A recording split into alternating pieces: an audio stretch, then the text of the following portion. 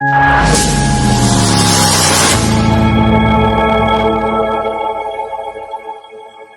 बच्चों, कैसे हो आप लोग? उम्मीद करता हूँ आप लोग बढ़िया होंगे बच्चों, है ना?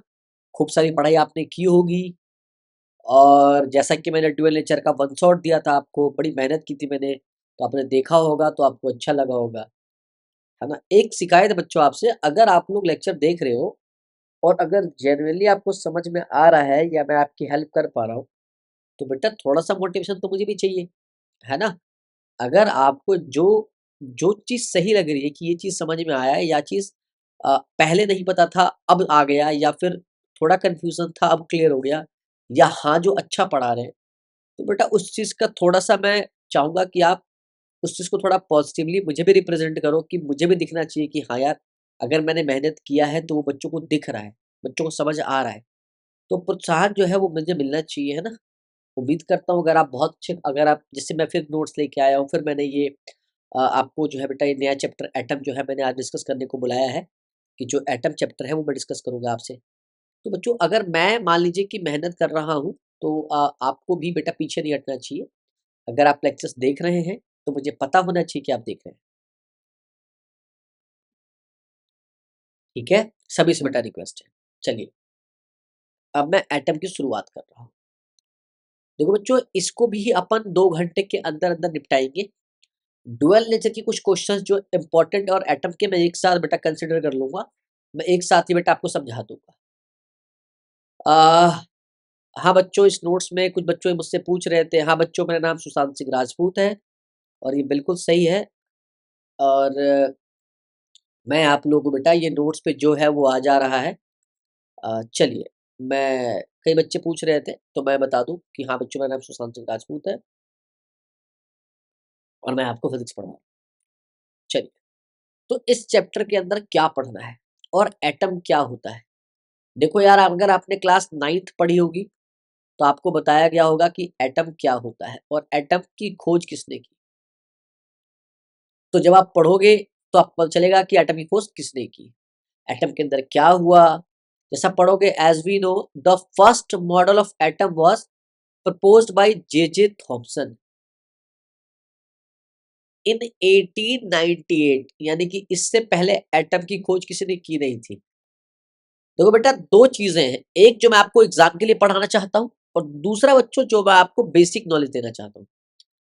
बेटे हमारे इंस्टीट्यूट का नाम है महर्षि कनाड इंस्टीट्यूट। अगर आप देखोगे चैनल का नाम भी महर्षि कनाड इंस्टीट्यूट है, एमकेआई और हमारे सेंटर में बेटा महर्षि कनाड जी की एक बहुत ही सुंदर तस्वीर लगा रखी है हम लोगों ने, है ना? वो वॉल पेंटिंग के द्वारा बनाया हुआ है। तो बेटा महर्षि कनाड इंस्टीट्यूट जो है मैंने रखा था नाम, उसके पीछे भी पर्पज़ यही था कि जो महर्षि कनाड जी हैं उनको थोड़ा-सा अगर आप समझोगे तो बेटा अणु, हिंदी में अणु कहते हैं यानी कि एटम की खोज बेटा महर्षि कनाड ने की थी, ठीक है? और ग्रेविटी की खोज भी महर्षि कनाड ने की थी। हालाँकि मैं इस चीज़ पे बेटे बहस नहीं चाहता या मैं कोई कंट्रोवर्सी के लिए नहीं बता रहा हूँ, जो चीज़ एग्ज़ैक्टली है वो है, ठीक है? आप मुझे इससे कहीं और ना जोड़ें, बस मेरा कहने का अर्थ है कि जो जिसका है वो उसे बता दिया गया है बस। तो आप चलते हैं एटम के ऊपर। आप बेटा थोड़ा-सा इस चीज़ को और कोई ज्ञान ना दे मुझे कमेंट में आके प्लीज़। आगे,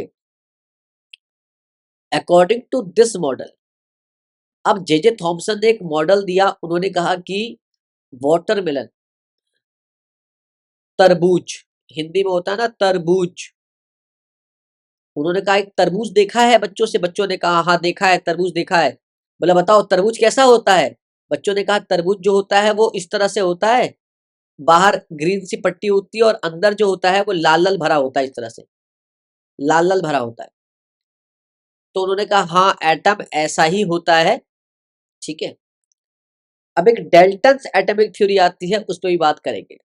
तो according to this model the positive charge of the atom is uniformly distributed throughout the volume of the atom and the negatively charged electrons are embedded in it like seeds of a watermelon।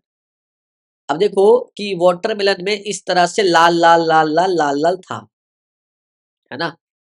अब seeds क्या होता है कि देखोगे इस watermelon में मैंने white बनाया है ताकि शो हो सके इस तरह से बच्चों सीड्स लगा होता है वाटरमेलन में। तो कह रहा है कि जो वाटरमेलन में जो रेड वाला पार्ट है वो पॉजिटिव है और लिखा है कि यूनिफॉर्मली है, और जो इस तरह से एम्बेडेड है व्हाइट वाले ये सब ये एक्चुअली में इलेक्ट्रॉन है। क्या है बच्चों?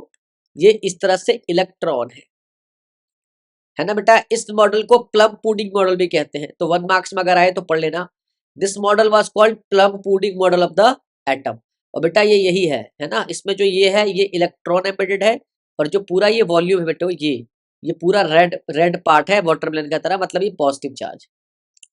अब इस चैप्टर में आपको किस पे ध्यान देना है, कौन सा इंपॉर्टेंट है, सब डिस्कस करके फायदा तो नहीं है, बट जितना है मैं बता दूं बेटा। हाँ, अल्फा पार्टिकल स्कैटरिंग एक्सपेरिमेंट बेटा इंपॉर्टेंट है, बिल्कुल इंपॉर्टेंट है। रदरफोर्ड मॉडल भी जो है बहुत इंपॉर्टेंट है, आता है, ड्रॉबैक्स भी उसका पूछ लेता है बिल्कुल। Bohr model of an atom बहुत बहुत इंपॉर्टेंट है, ये तो इंपॉर्टेंट है ही। इसमें बोहर का सेकंड पोस्टुलेट्स पूछ लेता है, वेरी इंपॉर्टेंट। एटॉमिक स्पेक्ट्रा भी पूछ सकता है, एनर्जी पूछ सकता है, और आपको लाइमन बार्नर पाश्चन पे न्यूमेरिकल पूछ लेता है, और डी ब्रोगली भी पूछ ही लेता है। तो मतलब इस चैप्टर में जो जो है वो सब इंपॉर्टेंट है, लेकिन सब आसान है। चलो बेटा आगे तरफ चलते हैं, आसान चीजों को कवर करते हैं। चलिए,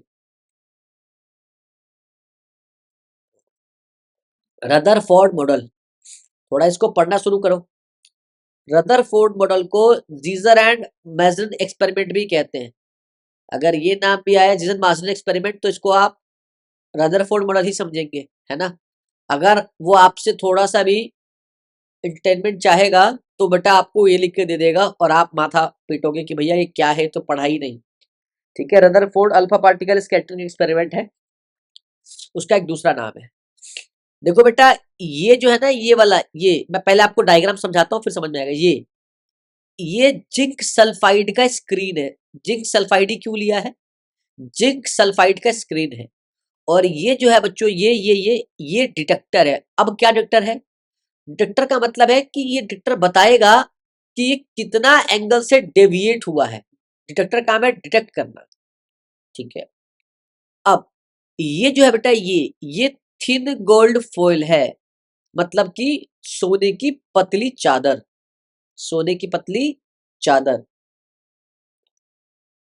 अब थोड़ा समझेंगे तो समझ में आएगा। ये जो है वो लीड ब्रिक्स है। लीड मतलब पता है ना आपको क्या होता है? इस तरह से एक लीड ब्रिक्स है, ठीक है, इस तरह से इसको रखा गया है, और ये सोर्स है। ये कोई सोर्स है, ये अल्फा पार्टिकल नहीं है कि बच्चे इसको अल्फा पार्टिकल समझ जाते हैं, ये कोई सोर्स है। अब सोर्स से अल्फा पार्टिकल डिके हो रहा है, यानी कि उस सोर्स से अल्फा पार्टिकल टूट के निकल रहा है, और ऐसे एक दो अल्फा पार्टिकल नहीं, ऐसे मिलियंस ऑफ अल्फा पार्टिकल जो है वो टूट रहा है, और ये टूट के कहा जा रहा है बच्चों? इस थिन गोल्ड फॉइल में। ये इस फिगर का कहना है, और ये इस फिगर का डायग्राम है, यानी कि ग्राफ है, जो ग्राफ बहुत कुछ कहता है, जिसको भी ग्राफ समझ में आता है। किसी बच्चे को पता है कि इस तरह का ग्राफ, जैसे चैप्टर फर्स्ट मैंने पढ़ाया था, इस तरह ग्राफ का मतलब होता है कि जो ये वाला है और ये वाला है, यानी कि जो ये वाई एक्सिस और एक्स एक्सिस है, अगर ग्राफ ऐसा है यानी कि ये इनवर्सली प्रोपोर्शनल है, यानी कि ये इनवर्सली प्रोपोर्शनल है। तो ये तो देख में आ जाएगा number of particle scattering angle, ये तो आपको समझ में आ जाएगा कि ये क्या है। चलिए रीड करते हैं। Alpha particle emitted from a radioactive source. बेटा ये रेडियो एक्टिव सोर्स है, मैंने बताया था। Were made of to the cell of a very thin gold foil, बना हुआ है। A zinc sulphide screen and detector were used to measure the angle of deviation. बता चुका हूं main point of the alpha particles. अब जो alpha particle यहां से निकले हैं गोल्ड फॉइल से, अब ये कितना डेविएट हुआ है उसके लिए डिटेक्टर लगाया हुआ है। It was expected that most alpha particle would pass through the thin gold foil, but there were some unexpected observation. अब इसे फॉर एग्जाम्पल, मैंने आपसे कहा बच्चों कि जो अल्फा पार्टिकल है वो क्या होना चाहिए? सीधा निकल जाना चाहिए, सीधा निकल जाना चाहिए। अब आपने देखा कि ये सीधा तो आया नहीं, ये डेविएट होके आ गया, तो आप एक्सपेक्ट ये कर रहे थे और आपको मिला ये, तो ये तो अनएक्सपेक्टेड हो गया। यानी कि आपने किसी को चिट्ठी लिखी, उस चिट्ठी में आपने बहुत बढ़िया सोच के आपने बहुत कुछ दिया किसी को, और आपने उम्मीद किया, आपने एक्सपेक्ट किया कि भैया वहां से भी एक बड़ी सुंदर चिट्ठी आएगी, क्योंकि आपने ऐसे नैन नक्श और हाव भाव से आपको लगा, महसूस हुआ कि भैया चिट्ठी का रिस्पॉन्स पॉजिटिव आएगा। लेकिन अनएक्सपेक्टेड क्या हुआ कि चिट्ठी के बदले में आपको खाने में बंद करके बैठे और फट्टा बहुत बढ़िया पड़ रहा है, तो वो अनएक्सपेक्टेड चीज हो जाएगी, है ना? आपको लगेगा यार हाव भाव से तो यार बढ़िया सिस्टम था, लेकिन वहां पे क्या हो रहा है, आपका आपके ऊपर फट्टा बज रहा है बहुत बढ़िया, तो बेटे वो अनएक्सपेक्टेड हो जाता है। सिमिलरली बेटा यहाँ पे, क्योंकि जे थॉमसन ने कहा था कि भैया जो ज्यादातर स्पेस है वो यूनिफॉर्मली पॉजिटिव चार्ज है और कहीं कहीं इलेक्ट्रॉन एम्बेडेड है। अब क्योंकि जो रदरफोर्ड थे वो जे थॉमसन के ही स्टूडेंट थे, तो उन्होंने उनकी बात को प्रूफ करने के लिए एक्सपेरिमेंट किया था। हालांकि उन्होंने तो मदद करने की सोची थी, लेकिन जब आप कोई चीज डिकोड कर रहे हो तो एक बात में सब कुछ नहीं समझ जाओगे, है ना? कई लोगों को लगता है डिकोड करने में, अबे चीजें कहाँ से आई, कैसे गई, कैसे कैसे हुआ, ये बात का विषय है। तो अल्फा पार्टिकल में ये बात आपको समझ में आ जानी है, अल्फा पार्टिकल का क्या है, अल्फा डिके हो रहा है, और ये रदरफोर्ड मॉडल का बेहिसाब एक छोटा सा पार्ट था, टॉपिक। अच्छा जी, अब ये तो अनएक्सपेक्टेड निकल गया, अब क्यों निकल गया, तो आप इस ग्राफ को भी देख लीजिएगा। इस ग्राफ का मतलब है नंबर ऑफ पार्टिकल, मतलब जब नंबर ऑफ पार्टिकल यहां था, ये देखो बेटा, ये स्कैटरिंग एंगल, ये देखो, जैसे 40 हुआ, 60 हुआ, 80 हुआ, 100 हुआ, मतलब कि बहुत कम पार्टिकल जो है बेटा वो सीधा निकला 180 डिग्री पे, देखो सीधा निकला, बहुत ही कम पार्टिकल है जो सीधा निकला। इस ग्राफ का यही मतलब है, ज्यादातर पार्टिकल बेटा डेविएट कर गया 10 डिग्री से, कोई 40 से, कोई 60 से, कोई 80 से, कोई 100 से, लेकिन 180 पे देखो ध्यान से, कोई कोई 180 पे गया, पर 180 पे देखो कोई नहीं जाएगा। अभी मैं बताऊंगा इम्पैक्ट पैरामीटर और डिस्टेंस ऑफ क्लोजेस्ट अप्रोच, मैं उसकी डिस्कशन करूंगा आपसे। आप नेक्स्ट स्लाइड पे चलिए। तो ये तो ऑब्जर्वेशन है और ये आपका कंक्लूजन है। अब इसी कंक्लूजन में इम्पैक्ट पैरामीटर आता है जो 1 मार्क्स में पूछ लेगा या 2 मार्क्स में आपके 3 पूछ लेगा, और दूसरा बेटा डिस्टेंस ऑफ क्लोजेस्ट अप्रोच भी आपसे पूछा जा सकता है। तो कंक्लूजन में क्या निकला था कि जो मोस्ट ऑफ अल्फा पार्टिकल थे वो pass through the foil almost undeviated.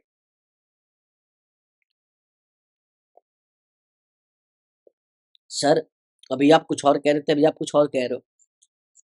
बच्चों ग्राफ के हिसाब से जो बनाया गया है, जो सोचा गया था, लेकिन अब जो हो रहा है, एक्सपेक्टेड क्या था और अनएक्सपेक्टेड क्या है, क्या मिला वो देखो। वो तो हमने एक्सपेक्ट किया था, अब अनएक्सपेक्टेड क्या आया वो देखो।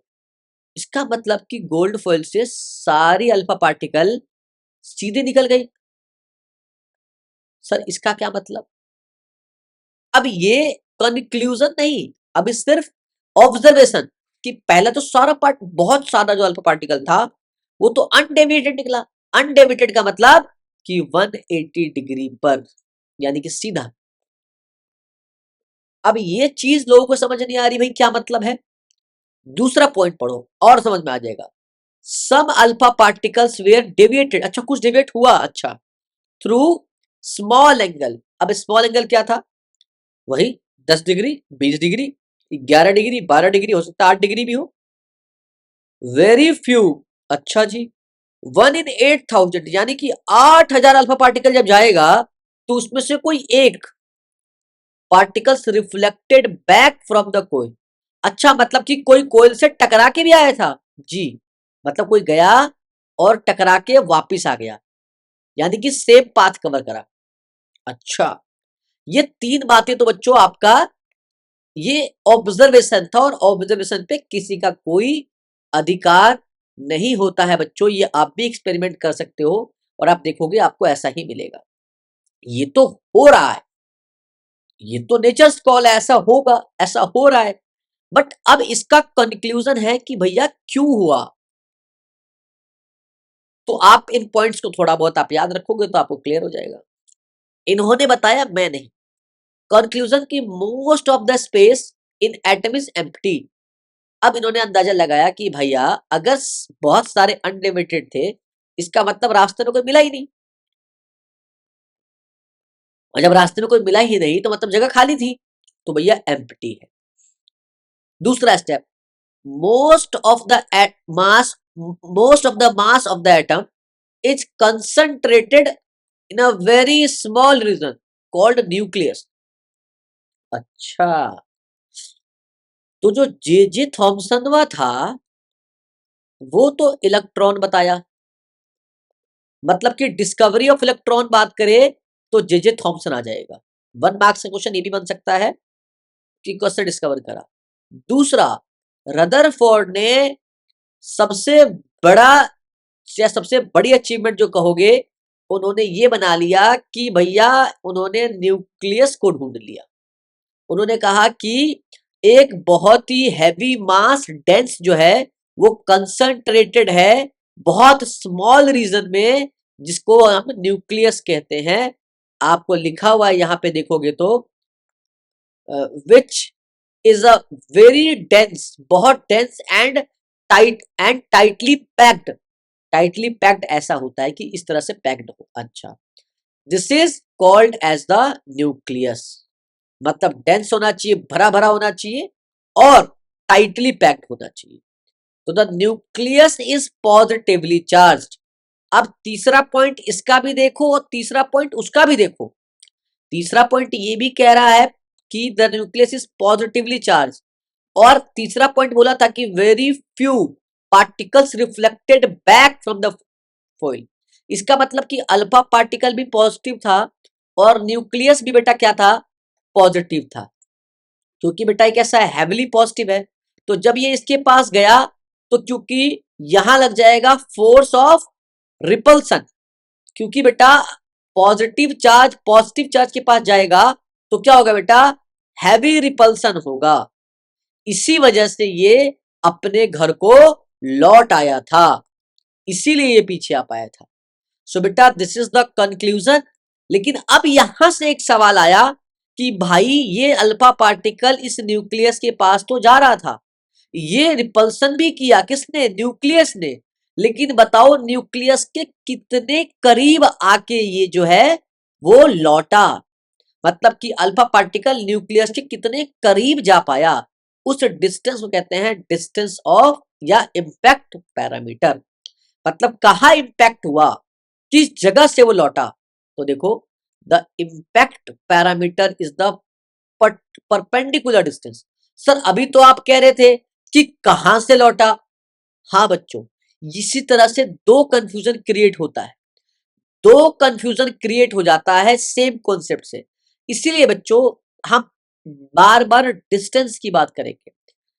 दो चीज आएगा, एक आएगा इम्पैक्ट पैरामीटर जो बेटा बच्चों का कंफ्यूजन होता है, दूसरा डिस्टेंस ऑफ क्लोजेस्ट अप्रोच।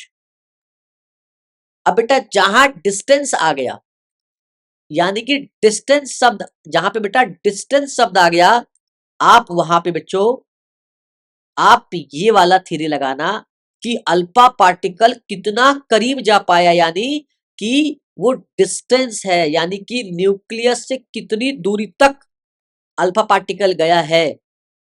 अगर डिस्टेंस बोला तो ये डिस्टेंस ऑफ क्लोजेस्ट अप्रोच, मतलब कि कितना क्लोजेस्ट अप्रोच कर पाया, तो इतना कर पाया, ये होता है distance of closest approach. Sir आप तो इम्पैक्ट पैरामीटर बता रहे थे। हाँ ना, बताता हूं ना।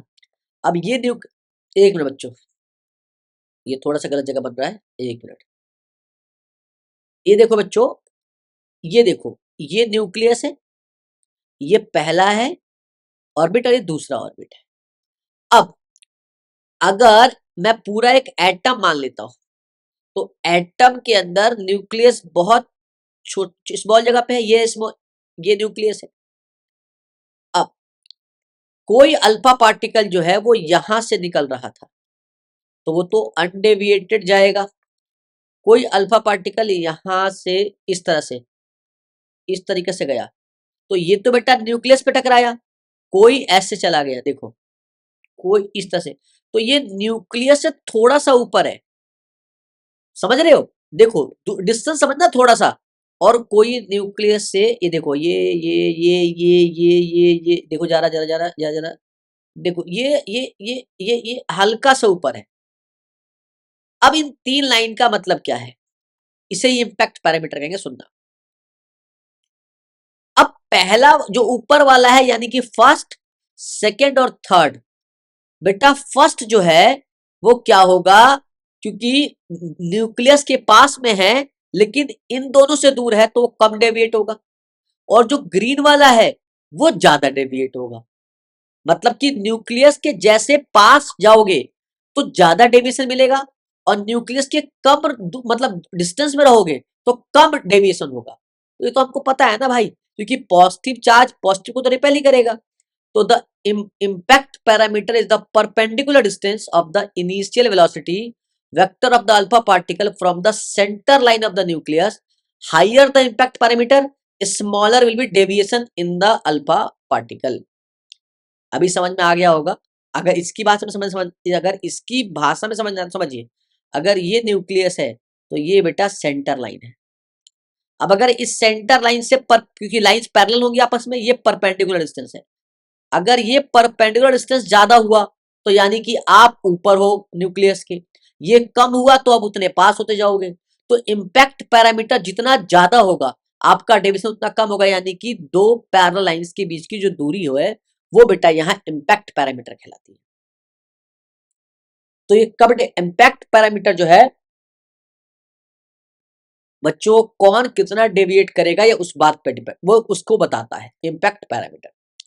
डिस्टेंस ऑफ क्लोजेस्ट अप्रोच में बता चुका हूं, पढ़ो कि alpha particle are positively charged and the nucleus also have positive charge when an alpha particle is coming directly towards the nucleus. देखो ये यहां से जो है बच्चों ये रिटर्न घूम गया, तो न्यूक्लियस से जो दूरी होगी वो डी लिया है, और this is called distance of closest approach. तो it suffers a very high repulsion. हाँ, due to this the alpha particle reflects back even before it is able to collide with the nucleus. भाई nucleus से collide कैसे कर जाएगा, क्योंकि nucleus भी तो पॉजिटिव ही है, ये तो पॉसिबल नहीं था। परंतु अब देखो अल्फा पार्टिकल ये भी एक चार्ज है, और न्यूक्लियस में भी तो चार्ज है। बच्चे कहेंगे न्यूक्लियस में कहाँ चार्ज है, अच्छा बेटा न्यूक्लियस के अंदर प्रोटॉन भी होता है न्यूट्रॉन भी होता है, तो न्यूक्लियस के अंदर तो प्रोटॉन होगा ना। और अल्फा पार्टिकल जो होता है बेटा ये इसका भी एक एटॉमिक नंबर होता है कि नहीं होता, वो होता है helium. Alpha particle is what, helium. Alpha particle को बोलते हैं बेटा हीलियम, और हीलियम होता है 2He4, तो इसका एटॉमिक नंबर होता है वो होता है 2।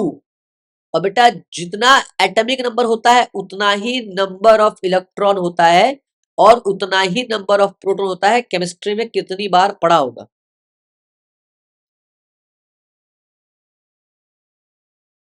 ठीक है बच्चों, तो देखो अगर ये हीलियम है यानी कि अल्फा पार्टिकल है, तो यहां पे तो 2 इलेक्ट्रॉन होगा।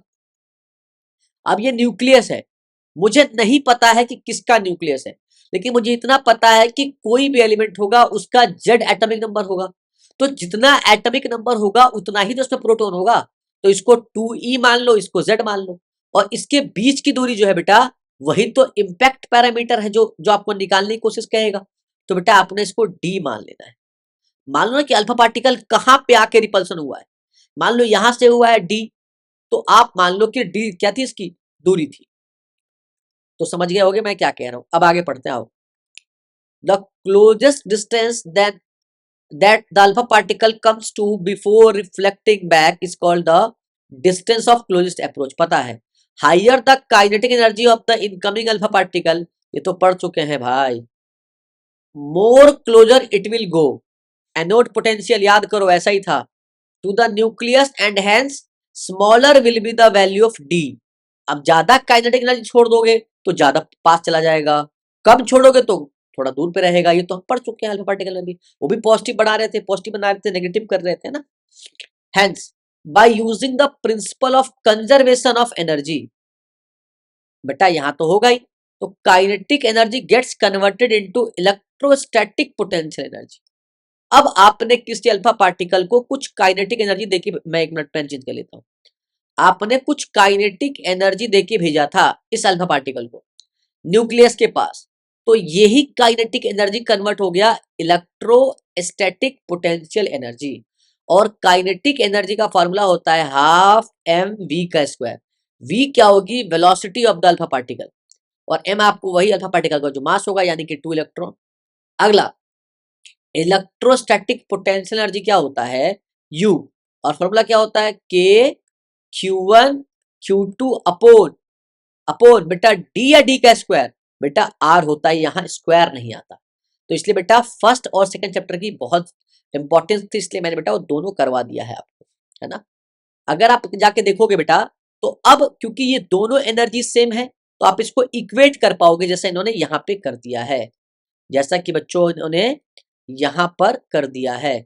हाफ, अच्छा के जेड ई बेटा इसका ले लिया, और 2e बेटा इसका ले लिया।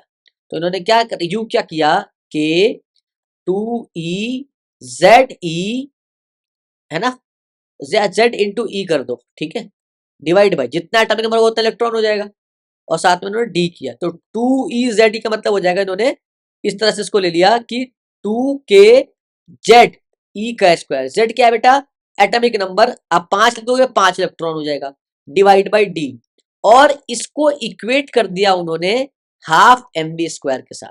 तो क्योंकि बेटा एनर्जी कंजर्व है, तो क्या लिखोगे, हाफ एम वी स्क्वायर, और यहां से बच्चों इन्होंने डी निकाल लिया, तो डी आ जाएगा आपका 2k Z E square upon half M V square.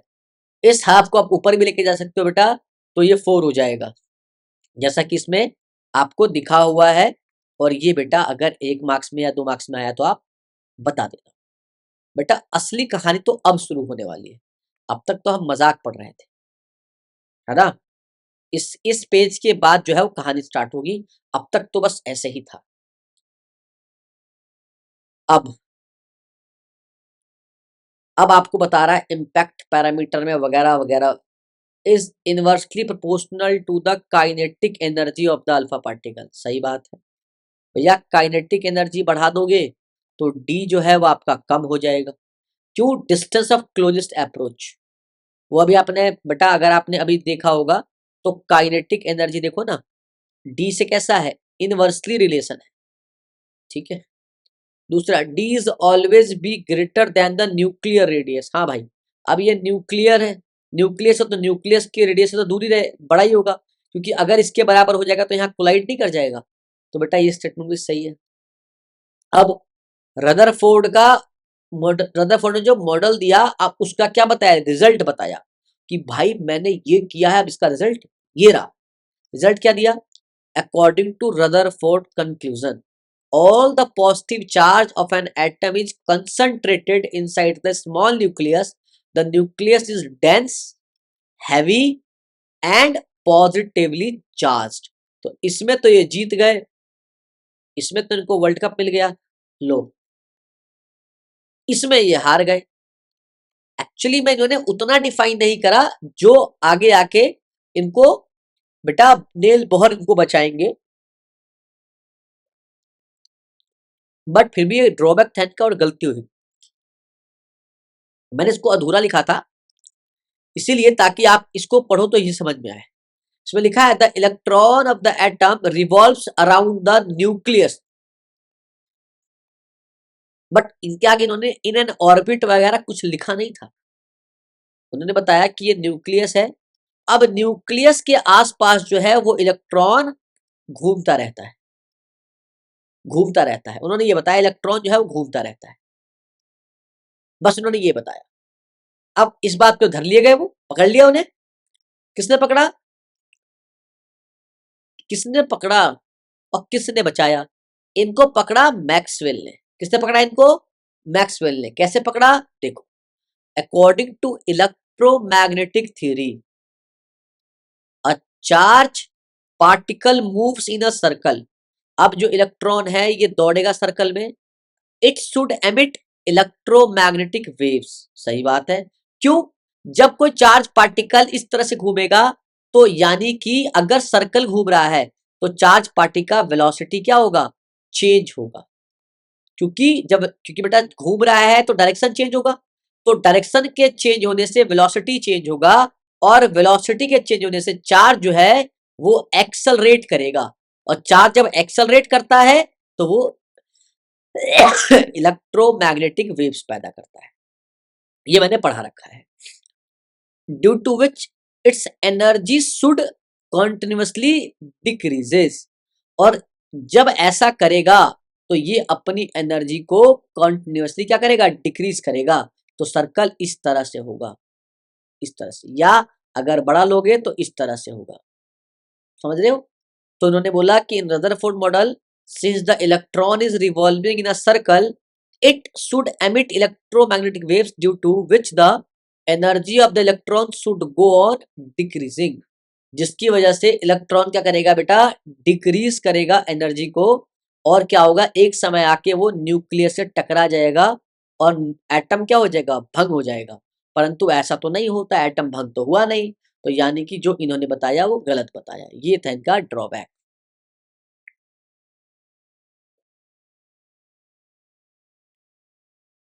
And soon it should collide with the nucleus, thus Rutherford model should not be stable.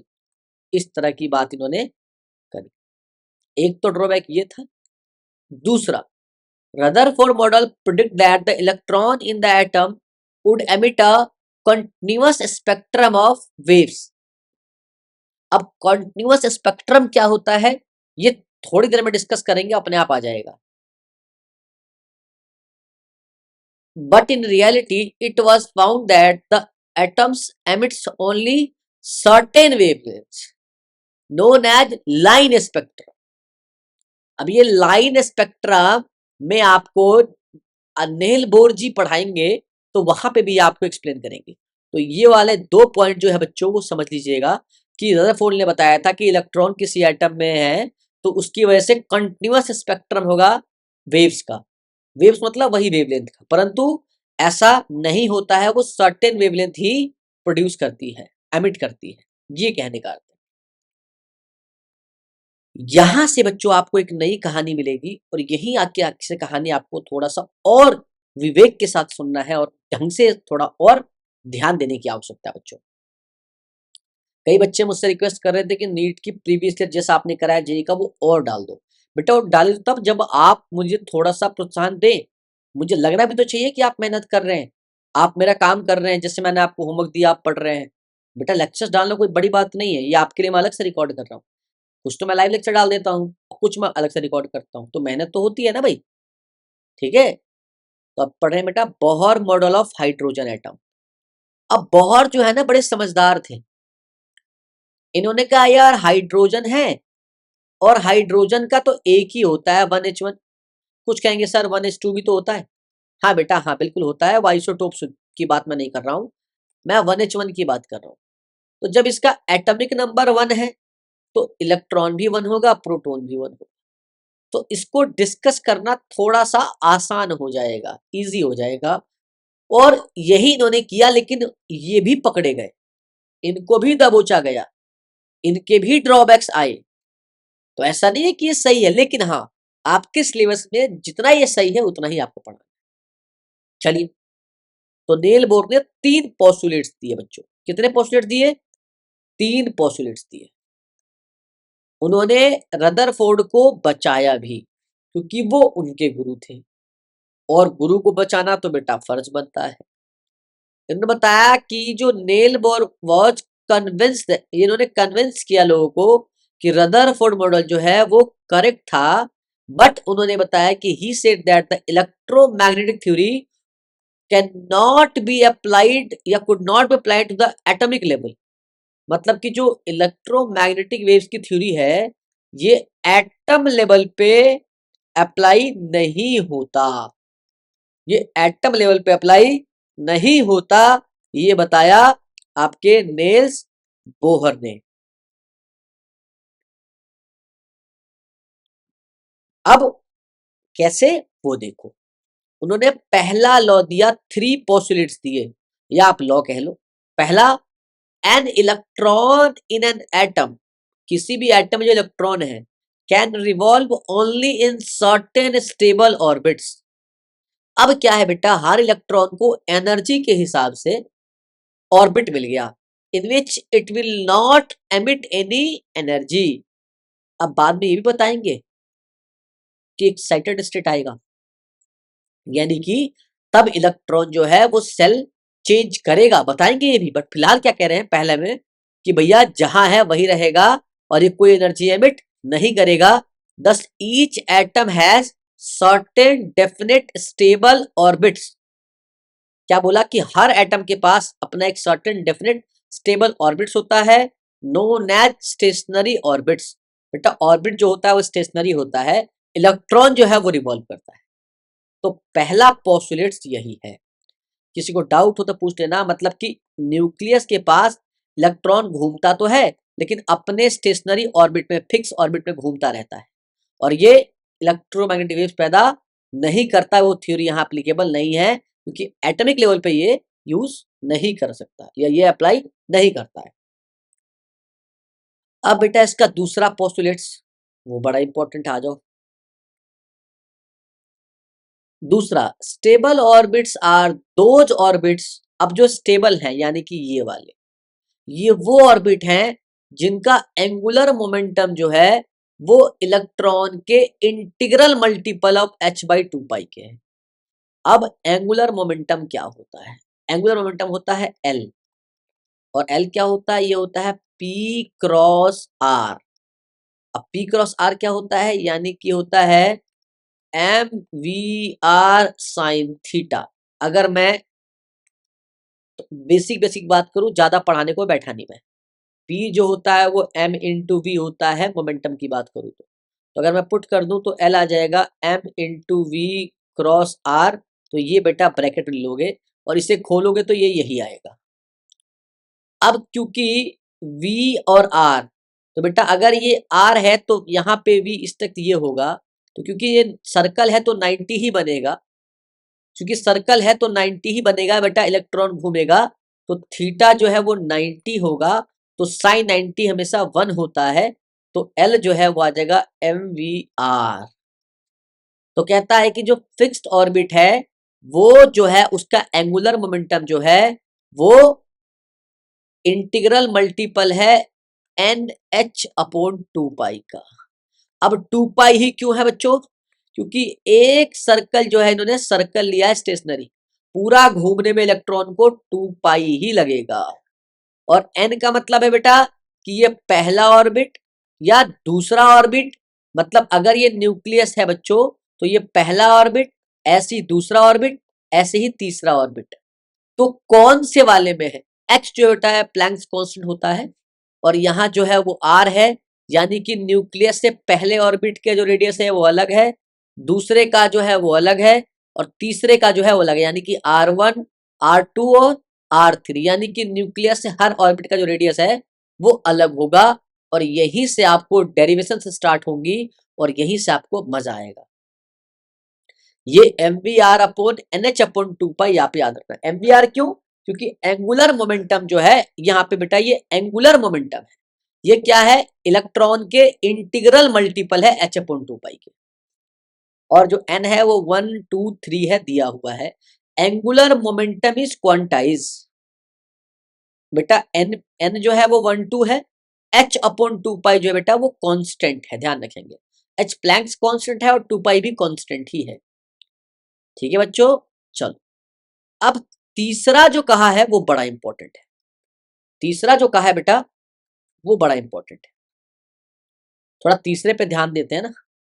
तीसरा पढ़ो, कह रहा है an electron can make transition from one orbit to another of lower energy when it when when such a transition take place the electron emits energy in the form of photon light radiation. The energy emitted is equal to the difference in energy of the two cell. गुरुजी जो पढ़ा रहे हो समझ नहीं आ रहा, दूसरा तक तो समझ में आया, तीसरा पता नहीं क्या बोला। आप सुनो, बोला an electron can make a transition from one orbit to another of lower energy. मान लो ये न्यूक्लियस है, ये पहला है और ये दूसरा है। मान लो कि मान लो कि यहाँ पे जो इन्होंने कहा कि ट्रांजिशन कर तो सकता है, वन ऑर्बिट से अनदर में कर सकता है ऑफ लोअर एनर्जी। तो सर इसका क्या अर्थ है? इसका अर्थ है कि ये जो है, इस पे एनर्जी जो है मान लीजिए वो कितना है और इस पे एनर्जी कितना है। मैंने कहा अब इनमें से मान लो कि इसके पास ज्यादा है, इसके पास और इसके पास कम है, तो इलेक्ट्रॉन ट्रांजिशन करके यहां से यहां आ सकता है। मैंने कहा हाँ, अगर ऐसा है तो है, यानी कि लोअर एनर्जी में कर सकता है। अच्छा, और सर कह रहा है व्हेन सच अ ट्रांजिशन, अगर ऐसा ट्रांजिशन हुआ तो सर कह रहा है कि take place the electron emits energy in the form of photon. हाँ, मतलब कि मानो कि यहाँ पे इलेक्ट्रॉन के पास ज्यादा एनर्जी था, जब ये कूद के यहाँ आएगा तो इसे अपनी एनर्जी रिलीज करनी पड़ेगी। मान लो कि इस वाले घर में रहने के लिए किराया चाहिए 1 लाख और इसमें चाहिए रहने के लिए मान लो 50,000। तो जब ये 1 लाख से 50,000 में शिफ्ट होगा तो 50,000 तो इसको हटाना पड़ेगा ना अपने पास से, समझ रहे हो? तो अब जो ये इलेक्ट्रॉन एनर्जी लूज करेगा वो करेगा फोटोन के रूप में। मतलब अच्छा, मतलब कि फोटोन पहले इलेक्ट्रॉन रिमूव करता था, अब इलेक्ट्रॉन जो है वो एनर्जी लूज करके, यानी कि जितना लूज करा वो फोटोन के रूप में करेगा या लाइट के रूप में करेगा या रेडिएशन के रूप में करेगा। तुमने कहा सर इसका मतलब ये है कि सर हमने कल पढ़ा था कि किसी मेटल सरफेस पे फोटोन गिरता है और फोटोन के गिरने से, मैं लिख देता हूं, फोटोन के गिरने से अगर इलेक्ट्रॉन एमिट होता है तो इसे आप फोटो इलेक्ट्रिक इफेक्ट कहते थे। मैंने कहा कहते थे। सर अब कह रहे हो कि इलेक्ट्रॉन जो है वो एक ऑर्बिट से दूसरे ऑर्बिट में क्या कर रहा है, ट्रांजिशन कर रहा है। तो इस वाले पे हायर एनर्जी था और इस वाले पे लोअर एनर्जी था। तो जब इलेक्ट्रॉन हायर से लोअर आया तो इसने एनर्जी लूज करी। मैंने कहा और वो जो एनर्जी लूज करी वो फोटोन के रूप में। मैंने कहा तो सर इसका मतलब फोटोन भी एक एनर्जी का ही रूप है। मैंने कहा हाँ, उद्देश्य मैं यही पढ़ा रहा था। अच्छा, और सर अगर ऐसा हो कि किसी मेटल सरफेस में इलेक्ट्रॉन फेंक के मारो और वहां से फोटोन रिलीज हो जाए, वहां से फोटोन रिलीज हो जाए, तो सर इसे आप रिवर्स ऑफ फोटो इलेक्ट्रिक नहीं कहोगे, reverse of photo electric effect नहीं कहोगे। मैंने कहा बिल्कुल कहूंगा, उल्टा तो है ही। तो सर यही तो एक्सरे होता है। मैंने क्या बात कर रहा है यार? तुमने कहा हाँ सर यही तो बात कर रहा हूं। मैंने कहा फोटोन फेंक के मारूंगा इलेक्ट्रॉन एमिट हो गया तो फोटो इलेक्ट्रिक। तुमने कहा हाँ, और इलेक्ट्रॉन फेंक के मारूंगा फोटोन निकल गया, यानी कि फोटो मतलब एनर्जी। अब बेटा आपको समझ में आएगा कि फोटोन जो है वो अलग अलग वेवलेंथ पे निकलेगा। ये भी तुम्हें समझ में आएगा क्या वेवलेंथ है, कैसे निकल रहा है। तो सर फोटोन निकला, तो फोटोन निकलने को एक्सरे कहा। मैंने कहा हाँ। लो यार सर कमाल है, मतलब इलेक्ट्रॉन फेंक के मारा फोटोन निकल गया तो एक्सरे, और फोटोन फेंक के मारा इलेक्ट्रॉन निकल गया तो फोटो इलेक्ट्रिक। मैंने कहा हाँ। बोला गुरुजी ये पढ़ने में मजा आएगा, ये जो आप पढ़ा रहे हो ना कि the energy emitted is equal to the difference in energy of the two shells. अब मतलब कि अगर इस पे 10 इलेक्ट्रॉन वोल्ट था और इस पे मान लो 2 इलेक्ट्रॉन वोल्ट था, तो ये 8 इलेक्ट्रॉन वोल्ट जितना एनर्जी, जितना 8 इलेक्ट्रॉन वोल्ट यूज करेगा, तो इस 8 इलेक्ट्रॉन वोल्ट में ही वो फोटोन जो है वो होगा। अब इसके लिए लैम्डा क्या होगा, कैसे होगा, वो बात करेंगे। तो इस वाले पार्ट से सवाल आता है, इस वाले पे प्रूफ भी कराऊंगा मैं, हालांकि प्रूफ तो ये भी कराऊंगा और प्रूफ में ये भी कराऊंगा, और इसमें सवाल आता आता है। फिलहाल हम चलते हैं थोड़ा सा डेरिवेशन की तरफ। तो अगर आपको समझ में आ रहा है कि मैं क्या पढ़ा रहा हूं तो बेटा बहुत अच्छी बात है, आपको मजा आ रहा होगा कि भैया हाँ समझ में आ रहा है कुछ। चलिए बेटा डेरिवेशंस कर देख लेते हैं आप nth सेल के लिए रेडियस में। अब ये nth सेल का रेडियस क्या है, वो देखो बच्चों, पढ़ो। Derivations for radius and velocity of electron in nth shell of a hydrogen atom. मैंने क्या कहा था, उन्होंने हाइड्रोजन ये एटम लिया है और ये कर कौन रहा है, अभी भी ये कर रहे हैं, नेल बोरी कर रहे हैं ना बेटा। अगर वो ड्राइव करा रहे हैं तो उन्हीं की बात सुनेंगे हम। तो कैसे ड्राइव कर रहे हैं सुनना, ये न्यूक्लियस है और ये पहला सेल है, इस तरह बेटा दूसरा सेल भी होगा, इसी तरह बेटा तीसरा सेल भी होगा। तो हर सेल का न्यूक्लियस दूरी है वो अलग होगी। मान लो बेटा इसका होगा R1 और इसका होगा बच्चों R2। तो बेटा इसका रेडियस कैसे निकाला जाए, तो मतलब कि किसी भी न्यूक्लियस से पहला पहले सेल का यानी कि n=1 पे क्या होगा रेडियस, और n=2 पे क्या होगा रेडियस। ऐसे ही बेटा n=3 पे क्या होगा रेडियस, यानी कि इलेक्ट्रॉन और फोटोन के बीच की दूरी क्या है। क्योंकि अगर मान लो यहाँ इलेक्ट्रॉन दौड़ रहा है और यहाँ न्यूक्लियस में फोटोन है, तो अगर इसके बीच का दूरी पता नहीं करोगे तो कैसे पता चलेगा कि फोर्स ऑफ अट्रैक्शन कितना है। क्योंकि बेटा K Q1 Q2 तो आपको पता है, आपको आर स्क्वायर तो पता करना पड़ेगा ना, यानी कि आर पता करोगे तो आर स्क्वायर पता करोगे। तुमने कहा यार बात तो सही कह रहे हो गुरुजी, ये बात तो बहुत बढ़िया है, कैसे पता करें। बेटा इसी के लिए इन्होंने इलाज बताया है, और इलाज में वही यूज होगा mv r=nh/2 पाई, और यही इस्तेमाल किया जाएगा बच्चों, यानी कि बोहर का सेकंड पोस्टुलेट्स। बोहर का सेकंड पोस्टुलेट्स बेटा इस्तेमाल होगा आपको ये निकालने में। तुमने कहा यार बहुत बढ़िया बात है, मैंने कहा है ही। अब सर एक बात बताओ, मैंने कहा हाँ। सर अगर इलेक्ट्रॉन इस सर्कुलर मोशन कर पा रहा है, न्यूक्लियस के अराउंड घूम पा रहा है, तो सर कहीं ना कहीं यहाँ सेंट्रीपिटल फोर्स नहीं लग रहा होगा। मैंने कहा बात पकड़ लिया, पकड़ ले तूने बात। क्योंकि सर किसी भी ऑब्जेक्ट को किसी भी सर्कल में घूमने के लिए सेंट्रीपिटल फोर्स चाहिए। उसका फॉर्मूला होता है मास वेलोसिटी का स्क्वायर अपॉन आर, यानी कि mv² r होता है बच्चों।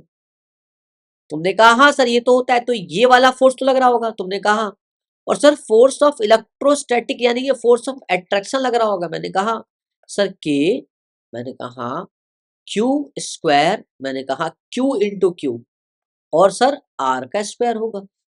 मैंने कहा वेरी गुड। अब सर Q² मान लो जब आपने हाइड्रोजन माना है, मैंने कहा तो सर यहाँ जो प्रोटॉन होगा वो भी 1 होगा और यहाँ जो इलेक्ट्रॉन होगा वो भी 1 होगा।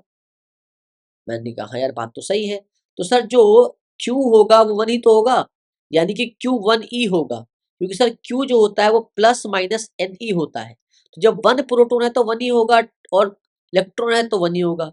तो E का हो जाएगा K E का स्क्वायर और R का स्क्वायर। बच्चों यही तो आएगा। तो जब दो फोर्स लग रहा है, एक तो सेंट्रीपिटल और एक इलेक्ट्रोस्टैटिक, जब दोनों को इक्वेट करोगे तो mv²/r=ke²/r², क्योंकि Q² E² में हो गया तो R² से R गया। तो बच्चों जब आप यहां से R निकालोगे, ये R ऊपर लेके जाओगे बच्चों, तो R आ जाएगा ke², नीचे आ जाएगा mv²।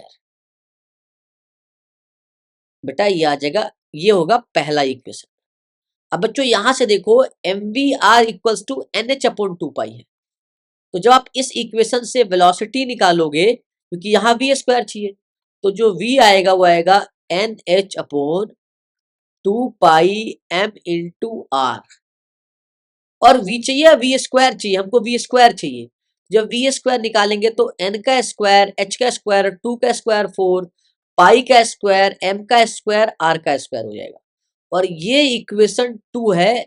जब इक्वेशन 2 को पुट करोगे बेटा इक्वेशन फर्स्ट में, तो आपका जो r आएगा दैट इज ke²/m। अब बेटा v का जो स्क्वायर है वो लिखोगे तो आएगा n का स्क्वायर, h का square upon 4 pi square, m² r²। अब बच्चों इसी चीज को क्या आप इस तरीके से रिप्रेजेंट कर सकते हो कि आपको चीजें समझ में आ जाए? तो इस m से m स्क्वायर गया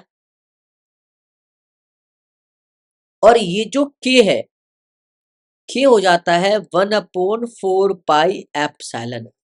तो बेटा इस k के बदले अगर मैं लिख दूं यहां 1/4 पाई एप्सिलॉन, और ये हो जाएगा बच्चों e का स्क्वायर ऊपर नीचे n square h square divide by 4 pi square. अब m स्क्वायर से m गया, m इंटू आर स्क्वायर।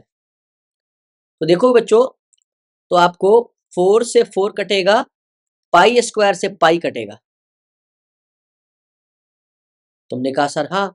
अब यहां नीचे देखोगे तो ऊपर तो e स्क्वायर बचा, नीचे बचा n स्क्वायर h स्क्वायर का एप्सिलॉन, और इसके नीचे बचा पाई स्क्वायर का पाई गया, और बेटा m स्क्वायर से m गया तो m आर स्क्वायर।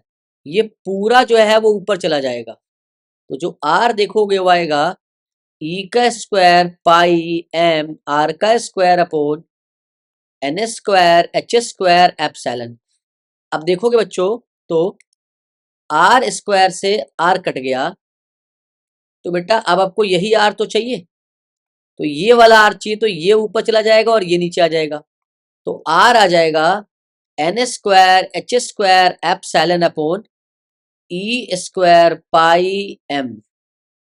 बेटा n जो है वो तो नंबर ऑफ सेल है, तो n को तो आप बाहर लिख लोगे, n को आप बेटा तो आपको आ जाएगा r equals to n square बाहर आ जाएगा बच्चों, और ब्रैकेट में आ जाएगा h square epsilon upon e square pi m। अब बेटा h कांस्टेंट है 6.634, h कांस्टेंट है बेटा, एप्सिलॉन कांस्टेंट है, e कांस्टेंट है, पाई कांस्टेंट और m कांस्टेंट है। तो जब ये सब निकाल के वैल्यू रख दोगे तो आ जाएगा n स्क्वायर इज 0.529 एंगस्ट्रॉम। ये क्योंकि सारी वैल्यू कांस्टेंट है, जब रख के सॉल्व करोगे बेटा तो ये वैल्यू आ जाएगी। थोड़ा सा और देखते हैं इसको, आगे चलिए देखिए बच्चा, आप मैंने अभी किया है और आप भी देखिए बेटा। इस के को यहाँ 1/4 पाई एप्सिलॉन कर दिया, E into E R square, यहाँ M V square by R बता दिया है, दोनों को M V R equals to N H upon 2 pi कर दिया है। तो solve the equation, we get R and V. तो बेटा डायरेक्ट ये आ गया, देखो मैंने जो आपको यहाँ प्रूफ कराया है वही आया है उधर। तो बेटा इसका डेरिवेशन 3 नंबर में आता है, तो आप भूलना मत, पूरा ड्राइव कराया है मैंने, है ना। स्क्रीनशॉट ले लेना या देख लेना, पॉज करके लिख लेना बेटा। तो मैंने यहाँ डायरेक्ट लिख दिया है कि इतना आया है, सॉल्व आप करो बेटा। सॉल्व नोट्स में तो करके देंगे नहीं, है ना। So R N is the radius of the nth orbit. अब बेटा H square epsilon pi m square solve करोगे तो 0.529 एंगस्ट्रॉम आ जाएगा, और n स्क्वायर कांस्टेंट है। तो for example n equals to 1 पे 1 रखोगे तो इतना आ जाएगा, और n इक्वल्स टू 2 रखोगे तो वो इतना आ जाएगा। एंगस्ट्रॉम पता है ना, यानी कि 10 का पावर -10 मीटर। तो ये बेटा आप रेडियस निकालते हो, और ये रेडियस का ही फॉर्मूला देखो, n square h square epsilon upon pi m e का स्क्वायर। यही फॉर्मूला आपको याद हो, M V R equals to N H upon 2 pi पे रखोगे तो आपने जो v के लिए लिया था कि v equals to N H upon 2 pi M R, अगर आपने यही वाला इक्वेशन स्क्रीन बनाया था ना बच्चों, तो इसी में r की वैल्यू पुट कर दो जो ये निकाला है, तो v क्या आ जाएगा बताओ बेटा। वेलोसिटी भी तो निकालना है गुरु, तो v आ जाएगा एन एच अपॉन 2 पाई m। अब r रखोगे बच्चों, r कैसे रखोगे, r दिया हुआ है ऊपर, तो रखोगे N square H square epsilon upon pi M E का स्क्वायर। तो बच्चों यहां से आप देखोगे तो पाई से पाई कट गया, एम से एम कट गया, और बेटा एन से एन स्क्वायर कट गया, एच से एच स्क्वायर कट गया। अब ये ई स्क्वायर ऊपर गया तो आया ई स्क्वायर ऊपर, और नीचे आया 2 एच स्क्वायर का एच, और एन स्क्वायर तो रहेगा ही, और एप्सिलॉन इंटू 1/n² को अलग से लिख दूं तो जो v आ जाएगा वो आ जाएगा 1/n² ब्रैकेट में e का स्क्वायर अपॉन 2h एप्सिलॉन। अब बेटा देखो, अब यहाँ पे आपने v भी निकाल लिया है, अगर मैं vn कह दूं यानी कि n बेटा नंबर nth सेल है। अब e कांस्टेंट बेटा, 2 constant, h constant, epsilon constant. जब बेटा इसे रखोगे सॉल्व करोगे तो यह आ जाएगा 1/n², 2 इंटू 10⁸। अब क्योंकि वेलोसिटी है तो मीटर पर सेकंड ही आएगा, तो बेटा ये वेलोसिटी भी आप निकाल सकते हो। एक डिराइव कर लिया, दूसरा अपने आप हो जाएगा। देखो दूसरा इतना आ गया ना, सॉरी 8 था क्या, मैंने 8 लिखा था क्या, सॉरी बेटा 6 कर लेना आप इसको ना, इतना याद तो नहीं रहता, इसको 6 कर लेना है ना, इसको बच्चों 6 कर लो है ना, इसको बेटा 6 कर लो, ठीक है। तो बच्चों वेलोसिटी मैंने अभी अभी जस्ट आपको बताया कि वेलोसिटी का ये एग्जैक्टली हर सेल में वेलोसिटी क्या होगा, पहले सेल में क्या होगा, दूसरे सेल में क्या होगा, तीसरे सेल में क्या होगा। आप एन चेंज करते जाओगे और एन की वैल्यू यहाँ पुट करते जाओगे। चलिए मैं आपको आगे दिखाता हूँ, अगली स्लाइड में बेटा मैं आपको दिखाता हूँ। ये बेटा आपने प्रूफ किया है फॉर्मूला, अगर आप पीछे से देखोगे तो क्या यही आया है, हाँ बच्चों यही आया है। वेलोसिटी कहाँ गया बच्चों, ये रहा है ना, वापस दिखा देता हूँ, वेलोसिटी का फॉर्मूला सेम यही आया है। तो बच्चों इसको देखिएगा और ये सॉल्व करके ये आया है, क्योंकि बेटा ये सब कांस्टेंट था, ठीक है बेटा। और n की वैल्यू कभी 1 डालोगे तो इतना आ जाएगा, n की वैल्यू 2 डालोगे तो इतना आ जाएगा, है ना, ठीक। अगला है derivation for energy of electron in nth shell. पता है हमको पहुंचना कहाँ है, हमको पहुंचना है थर्ड वाले पोस्टुलेट्स पे, किसके, नील बोर के। उसने क्या कहा था कि जब जब इलेक्ट्रॉन एक ऑर्बिट से दूसरे ऑर्बिट में आएगा तो वो एनर्जी लूज करेगा, यानी कि हायर एनर्जी से लोअर एनर्जी आएगा। साला एनर्जी तो पता होना चाहिए कि एनर्जी कितना है, तो वो एनर्जी निकलने का रास्ता कहाँ से था, वो रेडियस निकाला, फिर रेडियस से वेलोसिटी निकाली, अब वेलोसिटी से एनर्जी निकालेंगे। तो एनर्जी भी दो तरीके निकालेंगे, पहला निकालेंगे काइनेटिक एनर्जी, दूसरा निकालेंगे बेटा पोटेंशियल एनर्जी। तो काइनेटिक एनर्जी का फॉर्मूला होता है हाफ mv², और v² देखो यहाँ लिखा हुआ है v, तो इस पूरे v का स्क्वायर करोगे तो हाफ m, अब v दिया हुआ, v का स्क्वायर क्या हो जाएगा 1/n का स्क्वायर, e का स्क्वायर अपॉन 2 एप्सिलॉन h। बेटा एक मिनट, एक एक अगर आप लास्ट देखोगे तो शायद हमारे में ये n² आ रहा है बेटा, ये n से n हमने काटा नहीं है बेटा, n से हाँ n से n² काटा हुआ है, देखो यहाँ सिर्फ n है बच्चों, और हम यहाँ n² लगा रहे हैं तो n ही देखना है ना, ठीक है बेटा, n ही देखना, कहीं आप बाद में n², हाँ n ही देखना है आपको, ठीक है। अगर थोड़ा बहुत भी सिली मिस्टेक्स हो रहा है तो बेटा आप इसको थोड़ा प्लीज आप इसे इग्नोर कर सकते हो, ठीक है। देखो यहाँ से n काटा हुआ है, तो अब जब आप यहाँ पे बेटा n डालोगे, v² डालोगे, तो ये एक्चुअली में आप देखोगे कि v इतना है तो 1/n का स्क्वायर, और ई का स्क्वायर था। अब सॉरी बेटा एक मिनट, 1/n का है ना, मैं वापिस n² नहीं था, हाँ 1/m, और इस पूरे v का क्या करोगे बेटा, स्क्वायर कर दोगे। एक मिनट, जस्ट एक मिनट, ये रहा और इसका ये रहा, ये इस पूरे का स्क्वायर करोगे तो half as it is m as it is, और बेटे 1/, हो जाएगा n², और e का स्क्वायर है यानी कि e का 2 तो 4 हो जाएगा, और 2 का 4 एप्सिलॉन² h²। तो बेटा अगर इसमें आप 1/n² बाहर रखो तो e का पावर 4/2, 4 2 जा 8, 4 2 जा 8 आ जाएगा बेटा एप्सिलॉन² h²। तो बेटे ये एग्जैक्टली जो वैल्यू आएगी, मैं थोड़ा सा और इसको आसान भाषा में लिखता हूँ, और ये m तो रहेगा ही बच्चों। तो जो काइनेटिक एनर्जी हो जाएगा वो हो जाएगा 1/n² e का पावर 4m अपॉन 8 एप्सिलॉन² h²। जो नोट्स में नहीं लिखा हुआ है उसका रीजन है क्यों नहीं लिखा हुआ, क्योंकि आपको सॉल्व करना है ना बेटा। ये देखो, तो सॉल्व करा जब ई आपको पता है 1.6 10⁻⁻19 होता है, मास ऑफ इलेक्ट्रॉन पता है 9.31 10 का पावर -31 kg होता है। और एप्सिलॉन पता है, एच पता है। जब पूरा वैल्यू रखोगे, सॉल्व करोगे, तो ये आ जाएगा 13.6 n स्क्वायर। और ये इलेक्ट्रॉन वोल्ट में आया है। इलेक्ट्रॉन वोल्ट में याद होगा, मैंने इसीलिए बेटा वहां पे एनर्जी का फॉर्मूला पढ़ाया था, 1240 अपॉन लैम्डा इन नैनोमीटर। तो इस बात का ध्यान रहे कि अगर एनर्जी इलेक्ट्रॉन वोल्ट में है, तो यहाँ लैम्डा हमेशा नैनोमीटर में ही आएगा। इसीलिए बेटा ड्यूअल नेचर आपका देखना बहुत जरूरी है, इसीलिए उसके बाद मैं ये चैप्टर आपको पढ़ा रहा हूँ। सो बेटा ये वैल्यू कहाँ से आई बेटा, वो यहाँ से सॉल्व करके आई है ना। वो नोट्स देख के समझ नहीं आएगा, वो आपको पूरा ही देखना पड़ेगा। सो बेटा हमने क्या निकाला, हमने निकाला पहले रेडियस किसका, बोहर का, नेल बोहर का हमने पोस्टुलेट्स यूज किए। और पोस्टुलेट्स के बाद सेकंड पोस्टुलेट्स का यूज करके बेटा हमने निकाला पहला वाला है ना रेडियस, फिर हमने वेलोसिटी निकाली, फिर वेलोसिटी के साथ हमने काइनेटिक एनर्जी निकाली। अब एनर्जी दो टाइप की होती है, अभी तक तो हमने सिर्फ काइनेटिक एनर्जी निकाला है, हमको फिर निकालना है बेटा पोटेंशियल एनर्जी। तो आओ देखो बेटा, हमने पोटेंशियल एनर्जी भी निकाला है। देखो पोटेंशियल एनर्जी मैंने आपको बता दिया है। पोटेंशियल एनर्जी क्योंकि क्या होता है फॉर्मूला, के क्यू बाई आर। तो देखो एक का तो ई है और एक का माइनस ई है। माइनस ई क्यों लिया है बेटा, क्योंकि देखो इलेक्ट्रिक पोटेंशियल एनर्जी में चार्ज आप हमेशा साइन के साथ रखते हो।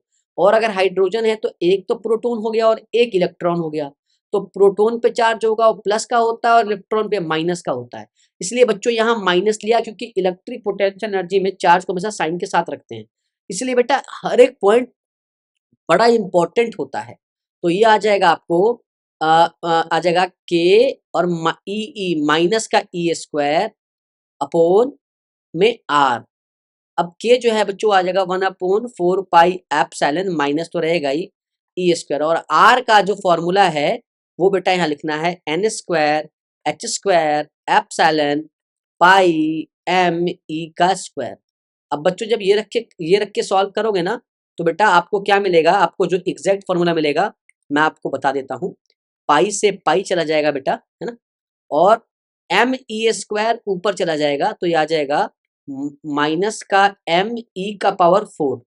और नीचे आएगा बेटे 4 एप्सिलॉन और एप्सिलॉन एप्सिलॉन का स्क्वायर। और आ जाएगा बेटा एन स्क्वायर एच स्क्वायर।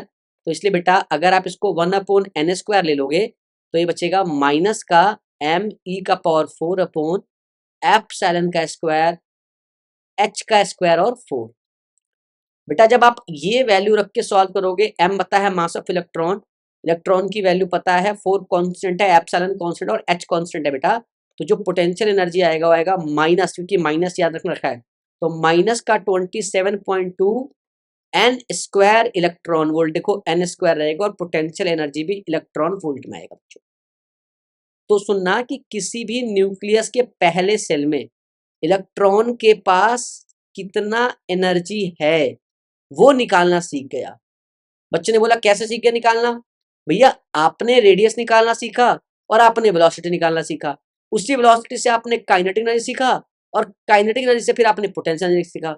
अब एक टोटल एनर्जी होता है जो kinetic energy plus potential energy होता है बच्चों। तो पोटेंशियल एनर्जी तो यहां से तो आया है प्लस, यहां से देखोगे तो माइनस का आ जाएगा 1/n square as it is, और आ जाएगा माइनस, तो प्लस आ जाएगा एम ई का पावर 4 अपॉन 4 पाई, सॉरी 4 पाई नहीं है बच्चों, मैं थोड़ा सा पाई मैंने गलत लिख दिया, 4 एप्सिलॉन स्क्वायर का बेटा एच स्क्वायर होगा। ये होगा बेटा पोटेंशियल एनर्जी। और काइनेटिक एनर्जी क्या होता था बेटा, आप लास्ट स्लाइड में देख सकते हो, मैं एक बार आपको आगे दिखाता हूँ। ये 1/n स्क्वायर ई के पावर 4 एम और 8, तो ये था बेटा 1/n स्क्वायर ई का power 4/8 pi square H square, शायद यही होगा। मैं एक बार देख लेता हूँ, pi square eight 8 pi eight epsilon square H square, है ना। हाँ बेटा यही है। देखो ये प्लस माइनस जो होगा बच्चों वो हो जाएगा माइनस, प्लस माइनस जो देखो बेटा वो हो जाएगा माइनस आपका, है ना। अब देखो तो प्लस और माइनस हो जाएगा बेटा माइनस। तो अब देखोगे आएगा आपका 1/n स्क्वायर ई का power 8 pi square H square minus M E का पावर 4 आ जाएगा बेटा N square 4 pi square H square. है ना बेटा। अब आप रख के जब इसे सॉल्व करोगे तो आपको बेटा टोटल एनर्जी आ जाएगा बेटा, आपको टोटल एनर्जी आ जाएगा बच्चों। और किसी ने कहा यार मैं इतना क्यों करूं, मुझे ये करके फायदा क्या है? मैंने कहा सही कह रहा, डायरेक्ट बताना। काइनेटिक एनर्जी था 13.6 upon N square electron volt, और प्लस अब पोटेंशियल था माइनस का 27.2 एन स्क्वायर इलेक्ट्रॉन वोल्ट। अब बेटा प्लस माइनस माइनस होगा तो जो टोटल एनर्जी आ जाएगा, अगर यहाँ देखिए टोटल एनर्जी आ जाएगा तो आ जाएगा माइनस का 13.6 upon N square electron volt. अच्छा 27.2 से 13.6 घटाओगे तो माइनस का 13.6 ही आएगा बेटा। तो बेटा ये टोटल एनर्जी आ गया। अब मतलब कि फर्स्ट सेल में इलेक्ट्रॉन के पास कितना एनर्जी है, तो माइनस का 13.6 एन स्क्वायर इलेक्ट्रॉन वोल्ट। मतलब कि अच्छा अब मुझे पहले सेल में निकालना है तो एन इक्वल्स टू 1, दूसरे में निकालना है तो 2, तीसरे निकालना है तो 3। तो इसका मतलब है कि हम सवाल सॉल्व कर सकते हैं। देखो बेटा इन्होंने सॉल्व करके निकाला तो जो एग्जैक्ट वैल्यू है टोटल एनर्जी का वो इतना आया है।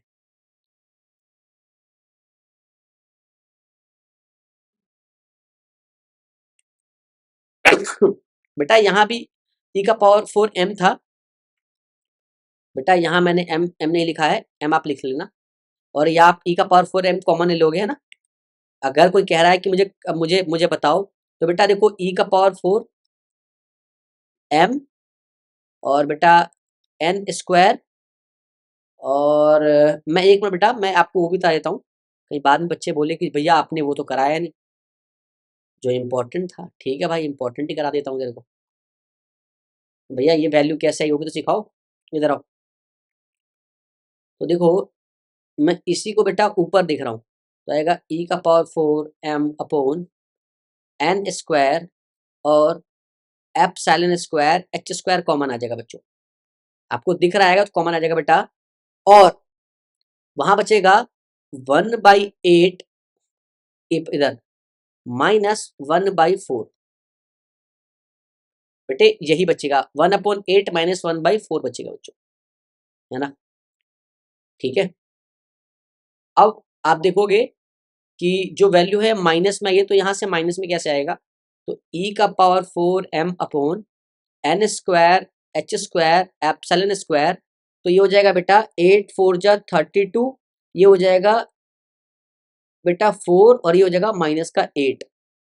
तो देखोगे तो आ जाएगा 4 माइनस 8 तो माइनस का 4, तो e का power 4 m upon n square h square epsilon minus का 4 अपॉन 32, तो ये हो जाएगा बेटा 1/8, तो ये आ जाएगा माइनस का 1/8 e का power 4 m upon N square H square epsilon. बेटा ये सेम वैल्यू आपकी काइनेटिक एनर्जी का होता है, देखो यहाँ भी वो सेम आया है, बस वो काइनेटिक एनर्जी आपकी प्लस में थी इसीलिए प्लस का 13.6 था, है ना, प्लस का, और यहाँ पे ये माइनस में है इसलिए माइनस का 13.6 इलेक्ट्रॉन वोल्ट है बच्चों। अब आप थोड़ा सा आगे चलो, तो ये एनर्जी दिया हुआ है पहले सेल के लिए माइनस का 13.6, दूसरे सेल के लिए बेटा n इक्वल्स टू 2 रखा तो हो जाएगा माइनस का 13.6 अपॉन n का स्क्वायर यानी कि 4, तो माइनस 13.6 का 4 डिवाइड करोगे बेटा तो 4 3 का 12, मतलब कि 3.4 आ गया माइनस का। देखो तो जैसे जैसे बेटा आपका n बढ़ रहा है वैसे वैसे बेटा आपकी एनर्जी बढ़ते हुए जा रही है।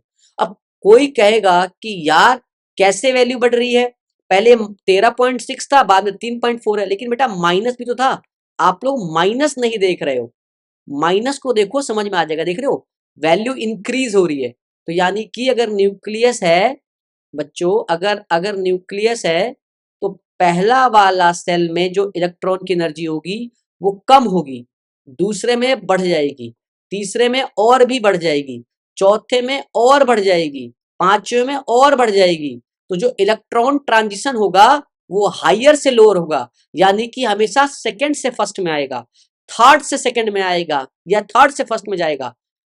तुम समझ रहे हो, मतलब जो जो इलेक्ट्रॉन फाइनली पहुंचेगा वो हमेशा लोअर स्टेट का होगा, लोअर एनर्जी होगा। इस बात को प्रूफ किया किसने, नेल बोर ने, ये पढ़ा के। देखो बेटा और जब n अनंत पे जा रहा है, इन्फानाइट पे जा रहा है, तो एनर्जी आपकी 0 हो जा रही है। वहां तो इलेक्ट्रॉन की बात ही छोड़ दो।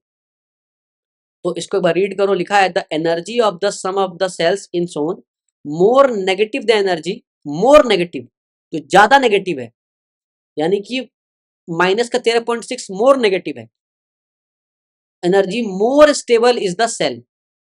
अब फर्स्ट वाला बेटा ज्यादा स्टेबल होगा, है ना, और hence the first shell is most stable orbit. ठीक है बेटा, ये जो लिखा है negative the energy more stable, और लिखा है मोर नेगेटिव, मोर नेगेटिव का मतलब बेटा कहीं से भी ये मत समझ लेना कि वैल्यू ज्यादा है। -6 मोर नेगेटिव हुआ -2 की कंपेयर, प्लीज भाई, पर बड़ा -2 है। Stable of the electron, electron in any shell can jump to another shell which is more stable, है ना। अब इलेक्ट्रॉन कहाँ जाना चाहेगा, जहां स्टेबल हो, और स्टेबल कौन सा है, लोअर एनर्जी, मतलब मोर नेगेटिव। तो माइनस का 13.6 मोर स्टेबल है कंपेयर टू माइनस का 3.4, इसीलिए इलेक्ट्रॉन 2 से 1 में आएगा। अब माइनस का 0.4 जो है वो लेस स्टेबल है कंपेयर टू माइनस का 13.6, क्योंकि उसमें ज्यादा एनर्जी है, और बताया ज्यादा एनर्जी मतलब लेस स्टेबल, ये आपने पढ़ा है। तो बेटा अगर 5 से 1 में आएगा तो ज्यादा स्टेबल होगा। तो 5 से चल के अगर 1 में पहुंचा है, तो 5 में माइनस का 0.54 एनर्जी है, और 1 में माइनस, तो एनर्जी लूज करना पड़ेगा। अब वही जो एनर्जी लूज करेगा वो फोटोन बन जाएगा, या लाइट बन जाएगा, या रेडिएशन बन जाएगा। अब उसी को थर्ड को और थोड़ा आगे पढ़ेंगे, तो उसको प्रूफ करेंगे formula. In such a transition the electron emits the energy difference in form of radiation और फोटोन और लाइट। चलो इसको थोड़ा प्रूफ कर लेते हैं बच्चों। Atomic spectrum of the hydrogen atom, hydrogen atom क्यों, क्योंकि बेटा Z जो है वो 1 होगा, और यही बेटा इसका जो है वो डिमेरिट भी होगा। तो लिखा है कंसिडर दैट इनिशियली, शुरुआत में an electron is in the Ni shell. बेटा Ni का मतलब होता है इनिशियल ऑर्बिट, और आपको पता है इनिशियल ऑर्बिट हमेशा ग्रेटर होगा फाइनल से। क्यों, क्योंकि जो फाइनल होगा बच्चों वो हमेशा लोअर होगा, और जो NF होगा बच्चों वो होगा फाइनल ऑर्बिट। और आपको पता है इलेक्ट्रॉन ट्रांजिशन करेगा तो स्टेबल होने के लिए करेगा, और स्टेबल का मतलब लेस एनर्जी, ध्यान रखना। तो बेटा बेटा ये ट्रिक है, इसको याद रखेंगे। तो अनदर सेल इज इतना, तो टोटल एनर्जी बेटा इतना है, ये इसको याद रखोगे। तो energy of the Ni initial में, इनिशियल बेटा ये रहा एनर्जी, क्योंकि पढ़ा है 1/n² me⁴ 8 ε²h², तो n की जगह Ni कर दिया है, और यही जब फाइनल में है तो EF की जगह NF कर दिया है। बाकी दोनों में ये वैल्यू बेटा सेम है, प्लीज। अब कह रहा when the electron makes a transition from the initial shell to the final shell, तो बेटा it emits the energy difference in the form of EM waves, photons. The energy difference is given by E initial minus E final. इसीलिए बेटा ऐसा करते हैं, यहाँ पे आपने अक्सर देखा होगा E2 माइनस E1, तो बेटा वो E2 ग्रेटर होता था। यहाँ पे इनिशियल वाला जो है वो एनर्जी ज्यादा होगा, फाइनल वाला कम होगा, क्योंकि बेटा ये स्टेबल होगा और ये लेस स्टेबल होगा। फाइनल में बेटा मोर स्टेबल होगा, इनिशियल में लेस स्टेबल होगा, ध्यान रखिएगा। तो ये बेटा चेंज इन एनर्जी हो जाता है। अब बेटा अब अगर मैं इन दोनों का डिफरेंस देखूं, तो जो इनिशियल आएगा वो आएगा माइनस का 1/Ni² me⁴ 8 ε² माइनस, ब्रैकेट में माइनस, है ना, 1/NF² me⁴ 8 π²h², तो माइनस माइनस प्लस, तो ये हो जाएगा माइनस का 1/Ni² me⁴ 8 π² minus minus plus 1/NF² me⁴ 8 ε²h²। अब बेटा यहां से आप देखोगे तो ये दोनों समुदाय जो है वो सेम है, भाई भाई हैं। इनको कॉमन निकालोगे तो me⁴ 8 ε² h², तो बेटा ये माइनस में है और ये प्लस में है, इसलिए इसको पहले लिख दिया और इसको बाद में लिखा है। ठीक है बच्चों, और ट्रिक याद रखना, ये बच्चों बड़ा होगा, अगर एन आई बड़ा होगा तो ही बेटा पॉजिटिव वैल्यू, क्योंकि क्रॉस मल्टीप्लाई करोगे तो ही वैल्यू पॉजिटिव आई। तो बेटा ट्रिक याद रखना। ठीक है, अगर दिया है कि n इक्वल्स टू 4 से n इक्वल्स टू 2 में, तो 2 छोटा है तो ये फाइनल होगा, और n 4 है तो ये इनिशियल होगा, इनिशियल हमेशा बड़ा होगा फाइनल से। ट्रिक याद रखेंगे बच्चों। अब बेटा ये डेल्टा ई है हमारा। अब बेटा हमने पढ़ा था E equals to H C by lambda, याद है आपको? तो बच्चों यहां पे अगर मैं लिख दूं कि H C by lambda equals to M E का power 4 8 epsilon square H square 1 upon N F square minus N A square. अब हमको चाहिए सिर्फ लेमडा, क्यों? क्योंकि कहा था उसने कि, याद है कि एक पर्टिकुलर वेवलेंथ निकालेगा, पूरा वेव्स नहीं निकालता है। तो हमको हमको क्या चाहिए? लेमडा चाहिए,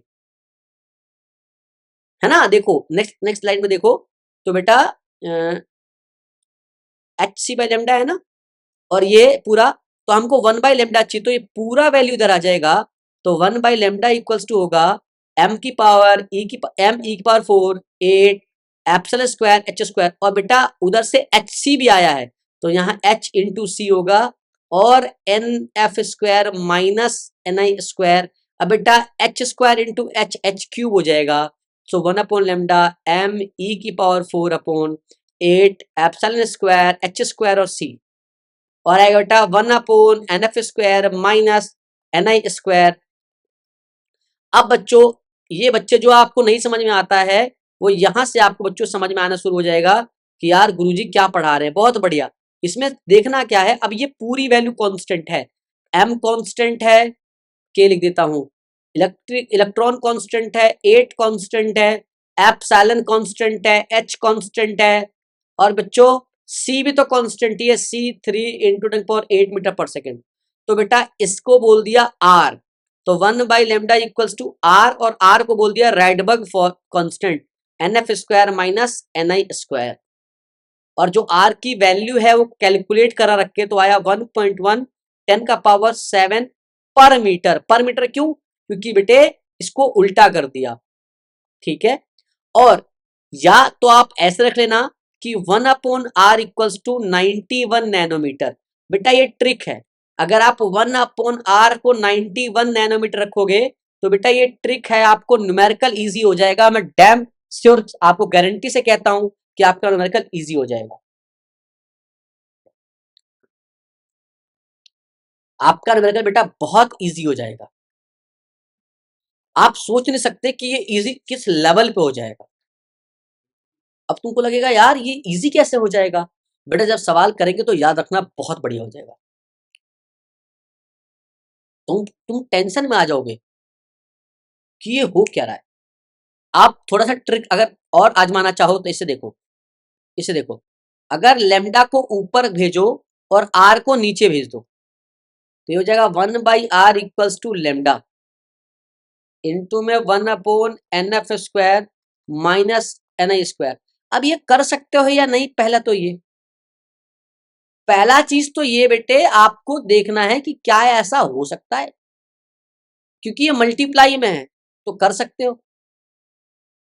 अब आपको लेमडा निकालना है बच्चों, तो अब जब आपको लेमडा निकालना है तो आप इस पूरे को डिवाइड करो, तो जो यहां से लेमडा आ जाएगा बच्चों वो आ जाएगा 1 upon R equals to 1 upon N F square minus 1 upon N I square. अब बच्चा कहेगा यार ये तो डिवाइड में होगा, तो देखिए ये भी तो डिवाइड में ही है ऑलरेडी।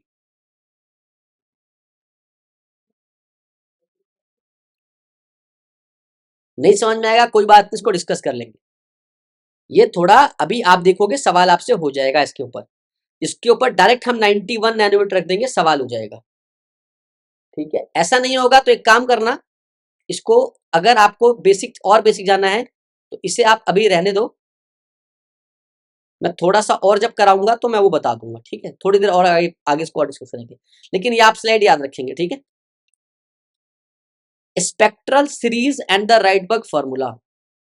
आपको पता है कि whenever an electron makes a transition from one cell to another, it emits the energy difference in the form of radiation. अब बच्चों यहां से एक सीरीज आएगी लाइमन बाल्मर पाश्चन करके, देखिएगा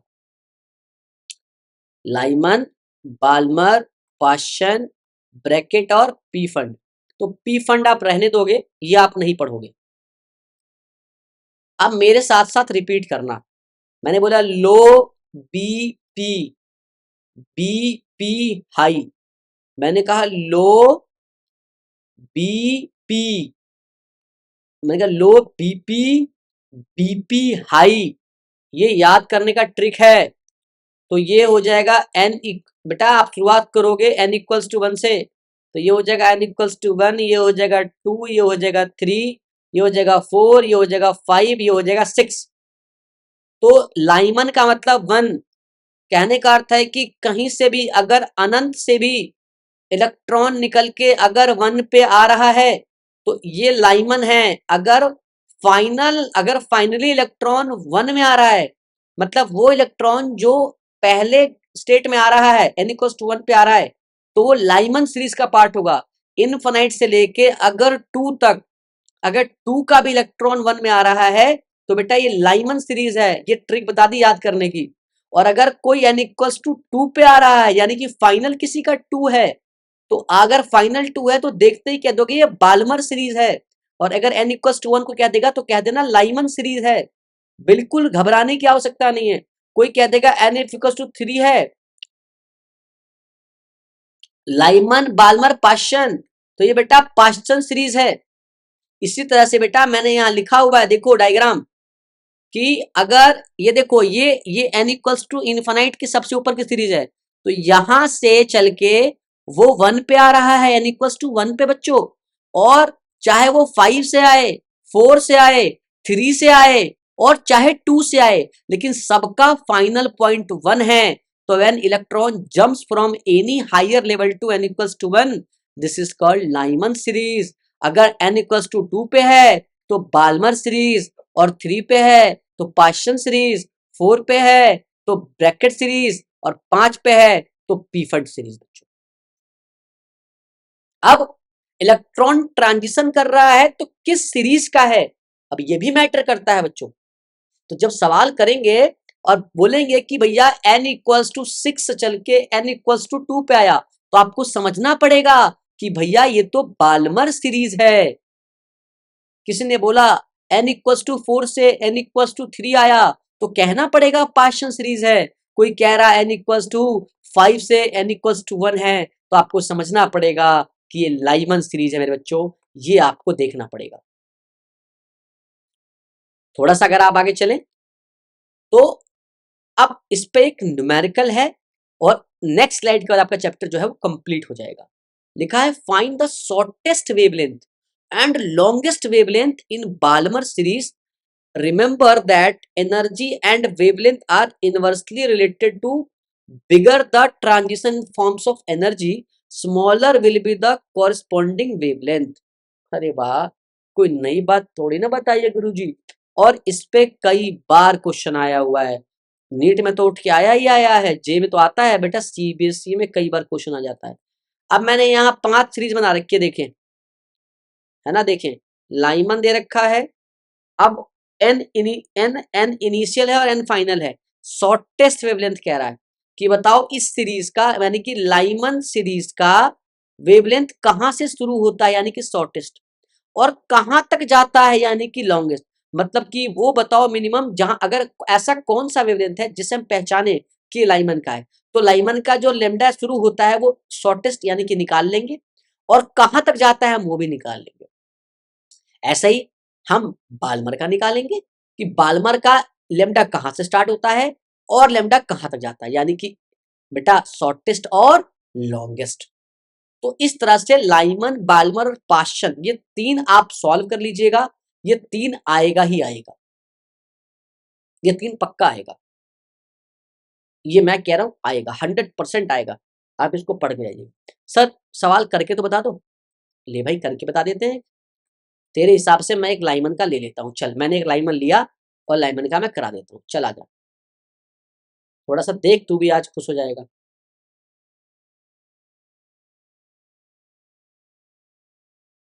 सर निकालना कैसे, ट्रिक बता दो। तो तुझे बेटा ट्रिक बताता हूँ, 1 मिनट देख कैसे करना है इस क्वेश्चन को।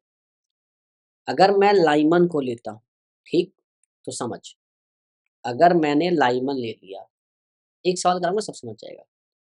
तो इसका जो फाइनल होगा वो तो 1 होगा, ये तो तय। अब इनिशियल हो सकता है कि 2 भी हो, और हो सकता है कि अनंत भी हो, इन्फिनाइट भी हो। तो एक बार 2 से निकाल और एक बार इन्फिनाइट से निकाल, पता पड़ जाएगा। तो फॉर्मूला लगा 1/λ इक्वल्स टू आर। सर वो आप बताए थे ना ट्रिक, हाँ देख ट्रिक कैसे सॉल्व करना है, सुन बताता हूँ। फॉर्मूला था 1/nf का स्क्वायर माइनस 1/ni का स्क्वायर। 1/λ रहने दे, बट आर की वैल्यू पुट मत करियो बेटा, आर के लिए पुट करा फंस गया। अब 1/nf, nf क्या है, फाइनल, यानी कि 1, तो ये तो 1 ही, 1 का स्क्वायर 1, और आ कहाँ से रहा है, 2 से, तो 2 का स्क्वायर 4, तो 4 और ये, तो 4 में से -1 तो 3/4, तो 1/λ आ गया 3r/4। और अगर मैं लेमडा निकालूं तो क्या आ जाएगा, 4/3r। हाँ सर आ तो जाएगा। तो क्या lambda equals to 4/3 into 1/r कर दूं, तुम कहोगे कर दो। तो क्या लेमडा इक्वल्स टू 4/3 और 1/r को क्या बेटा, हमने 91 नैनोमीटर पढ़ा था, तुमने कहा हाँ। तो अब 4/3, तो अगर इसको 3 3 जा 9, इसको सॉल्व करोगे 91 को 3 से, तो कितना आ जाएगा, 30 या 90/1, यानी कि 30.3। इसको 4 से मल्टीप्लाई करो तो 4 से 12, हाथ में 1 है ना, और तीचों का 120, तो आ जाएगा तुम्हारा 2 हाथ में 121.2 आ जाएगा मेरे हिसाब से नैनोमीटर।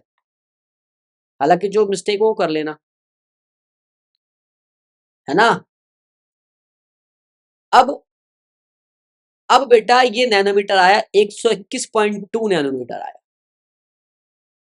अब ये शॉर्टेस्ट है या लॉन्गेस्ट है ये तो पता नहीं, लेकिन अगर मैं इनफाइनाइट, अगर मैं अनंत से इनफाइनाइट पे निकाल लूं तो पता लग जाएगा। देखो 1/λ इक्वल्स टू आर, 1/nf का तो 1 ही होगा, और 1/इनफाइनाइट का इनफाइनाइट, तो ये खत्म हो जाएगा।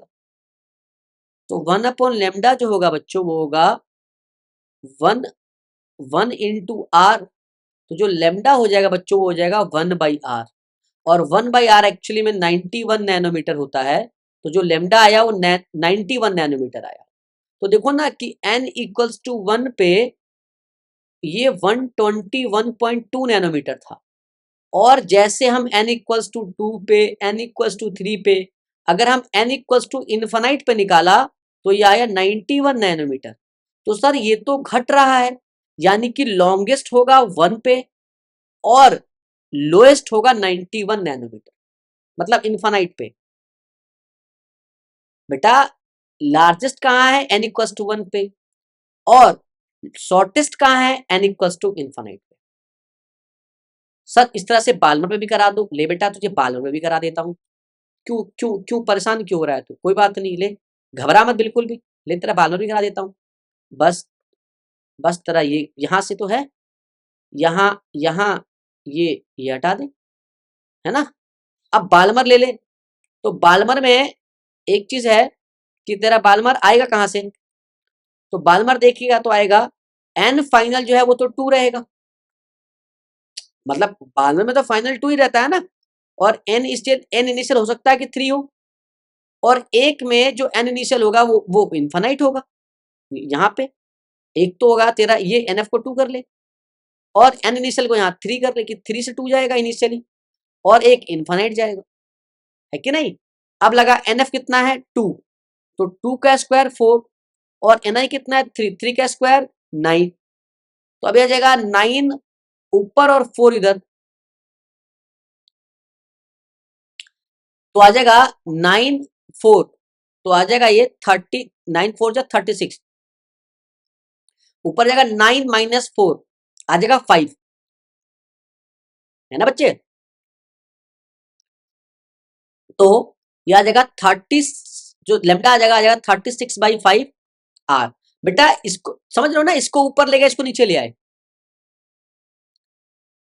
बड़ा आसान है बेटा। अगर कहीं लिखा है 1/x=5 तो बेटा x=1/5 हो जाएगा, है ना, आसान होता है, ये मैथमेटिक्स है बेटा। अब बेटा सॉरी, ये 1/r आएगा ना बच्चों, ये आएगा 36/5 आ रहा है ना, तो यार ऊपर नहीं आएगा, आर नीचे आएगा, थोड़ा सा आप इसको ध्यान रखेंगे। और 1/r कितना होता है, तो 91 नैनोमीटर होता है ना, तो 36/5 इंटू 91 नैनोमीटर हो जाएगा, ठीक है। अब इसको सॉल्व करोगे तो आएगा तुम्हारा आएगा, एक तो आ जाएगा 2700 और 6, 945 954 2700 और 540 आ जाएगा 5 का 13 पॉइंट, ये 5 से कटा तो 5 सत्ते 35, एक 5 दूना 10, 36 है ना, नहीं तो 5 12 हो जाएगा ना। एक मिनट बेटा, एक मिनट, आप इसे कैलकुलेट कर लोगे तो ये आएगा 5 5 7 जा 35, 5 7 जा 35, और ये बचेगा बगल में 1, तो आ जाएगा 5 2 जा 10, तो 7.2 को 91 से करो तो आ जाएगा 91 इंटू 72, तो 2 9 2 जा 18, 7 और 63, तो 2 8 7 8 15 5 हाथ में एक, 3 1 4 1 5 और 6, तो यानी कि इसका आ गया बेटा 655.2, इतना नैनोमीटर हो गया, यानी कि 655.2। अब बेटा 0.2 है तो इसको उतना ही रहने दो, मोटा मोटी मान लो 655 नैनोमीटर जो है वो बालमर में आया इनिशियल। अब बेटा फाइनल निकाल लेते हैं, दूध का दूध और पानी का पानी हो जाएगा, लो, है ना, दूध का दूध और पानी का पानी हो जाएगा। अब बेटे फाइनल निकाल लेते हैं ना, थोड़ा फाइनल निकाल लेते हैं ना, फिर समझ में आ जाएगा कि क्या क्या कैलकुलेशन रहा है, ठीक है। आओ देखते हैं, तो आ जाओ बच्चों, तो यहाँ पे आप यहाँ पे एक तो इनिशियल लगते हो और यहाँ फाइनल लगते हो और यहाँ इनिशियल, तो अब यहाँ फाइनल तो 2 था, तो 2 का 4 आया, है ना, 2 का स्क्वायर 4 आएगा, है ना, और इनिशियल क्या था, इनफाइनाइट था दूसरे केस में, तो इनफाइनाइट का स्क्वायर मतलब खत्म, तो ये आ जाएगा 4, है ना, ये आ जाएगा r/4 आएगा ना, ये आएगा r/4, तो लेमडा आ जाएगा 4/r, है नी। अब 4 और 1/r क्या होता है, 91, 1/r जो होता है वो 91 नैनोमीटर होता है, तो आ जाएगा ये 4 और 9 4 जा 36, तो 36 नैनोमीटर आ गया बेटा, 364 नैनोमीटर आ गया। तो आप देखोगे कि जो लॉन्गेस्ट है वो 3 से 2 पे है, वो लार्जेस्ट है, और बच्चों जो इनफाइनाइट से 2 पे है वो बच्चों शॉर्टेस्ट है, तो आपको लॉन्गेस्ट भी आ जाएगा और शॉर्टेस्ट भी आ जाएगा। सिमिलरली बेटा आप पास्चन का भी निकाल सकते हो और आप आगे भी कर सकते हो, है ना बच्चों। और आप इसके बाद आप पढ़ोगे ड्रॉबैक ऑफ बोहर्स मॉडल। बेटा मैं ऑलरेडी पढ़ा चुका हूं आपको, ये वही बात कहेगा कि Bohr's theory was applicable only for hydrogen atom. This is because Bohr had not taken into account the repulsion between electrons, क्योंकि अगर ये न्यूक्लियस था और यहाँ इलेक्ट्रॉन था तो उन्हें एक ही इलेक्ट्रॉन था तो निकाल लिया फोर्स, लेकिन अगर यहाँ और भी इलेक्ट्रॉन होगा तो आपस का रिपल्सन तो बताया ही नहीं। So if there are more than one electron in the atom then Bohr theory is not applicable। लेकिन इसके आगे क्योंकि हमारा सिलेबस में यही है, Bohr could not explain the relative intensity of the different spectral series, क्योंकि अब आपको इससे काम था, यही आपके एग्जाम में आ रहा तो यही पढ़ोगे, लेकिन इसके ड्रॉबैक याद रखना। अब बेटा last topic, de Broglie explanation of quantization of angular momentum. मैंने बताया था ना आपको, मैं ये सेकंड पोस्टुलेट्स प्रूफ करूंगा बच्चों, तो बताओ, मैंने कहा कि कोई चीज सर्कल में दौड़ती है, ये सर्कल है। अब इलेक्ट्रॉन जो है वो एक्चुअली में सर्कुलर मोशन इस तरह से कर रही है, लेकिन डी ब्रोगली ने बताया था कि डुअल नेचर होता है। आपने पढ़ा होगा डुअल नेचर में, आप जाके डुअल नेचर का लेक्चर देखिए, वन शॉट वहां भी है। तो जो भी चीज है वो कौन सा मोशन कर रहा है बच्चों, वो कर रहा है वेव मोशन। तो मान लो कि इलेक्ट्रॉन भी अगर वेव मोशन कर रहा है तो वो कुछ इस तरह से कर रहा होगा, पर क्योंकि वो कर तो क्या सा रहा है, पर वो कर तो क्या रहा है बेटा, वो कर तो ऐसा ही मोशन रहा है, करेगा तो सर्कुलर ही। तो इस तरह से वेव के फॉर्म में ये वेवलेंथ हो जाएगी उसकी।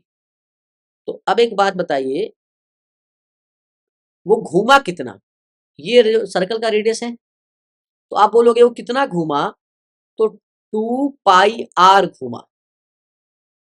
और ये 2 पाई आर किसके बराबर था, देखो देखो, ये जो है वो 1 लैम्डा होता है, ये जो होता है वो 1 लैम्डा होता है।